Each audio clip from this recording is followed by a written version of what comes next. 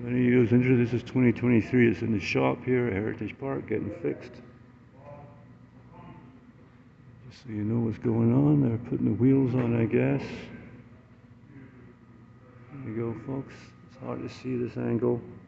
I'm trying not to fall in here. There you go. I'll do a better video in a second here. Okay, here we go, a different angle of 2023, sitting in the shop for a refit, Taylor. In case you wonder what it looks like, folks, we're inside the shop here at Heritage Park, the Roundhouse. Do the best of video here, folks, before I fall over.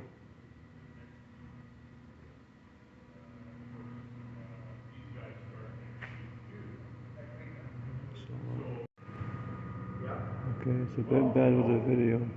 There you go, folks, all the work they're doing inside. 2023 right now, so give you an idea of all the work that's got to get done.